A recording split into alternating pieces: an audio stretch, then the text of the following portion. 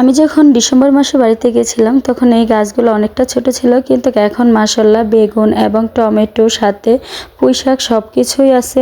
জায়গাটা হলো আমার চাচাতো ভাইয়ের, কিন্তু আমার আব্বু এখানে গাছগুলো লাগাইছে। মাশাআল্লাহ অনেক বেগুন এবং টমেটো সবকিছু আছে, সাথে মিষ্টি আলু অনেক কিছুই আছে। তো এই বাড়িতে কি কি গাছ লাগানো আছে এবং নতুন করে কি গাছ লাগানো হয়েছে অবশ্যই আপনাদেরকে দেখাবো। না টেনে ভিডিওটা অবশ্যই দেখতে থাকুন। হ্যালো এভরিওয়ান, আসসালামু আলাইকুম, কেমন আছেন সবাই? আজকে আমাদের বাড়ির সব বাচ্চাদের চলে আসলো এখানে।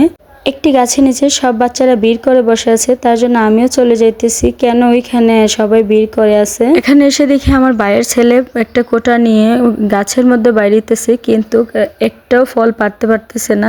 দুটি ডাল নিচে ছিল, এইগুলা থেকে কয়েকটা ফল আমার বোনকে পেরে দিছে। এইগুলা নাকি আমার বোনের ছেলে অনেক পছন্দ করে। আসলে এইগুলা কি ফল অবশ্যই আপনারা কমেন্টে জানাবেন। আমরা তো এখানে এটাকে তুতা ফলে বলি। এটার ফ্লেভার কিন্তু অনেক টেস্ট, একটু মিষ্টি মিষ্টি আবার টক টক। তো বৃষ্টি বাদল হয় নাই, তার জন্য পুকুরের পানি একবারে শুকিয়ে গেছে। এই পুকুরে হাজারো স্মৃতি আছে আমাদের। এখন এই পুকুরে কেউ নামেই না, যেহেতু ছোট গোটা দিয়ে পারতে পারতেছে না, তার জন্য সবাই উদ্যোগ নিল যে চলে যায় বাড়িতে। এদিকে আমার ভাইয়া অনেক ধরনের ফল গাছ এখানে লাগিয়ে রাখছে।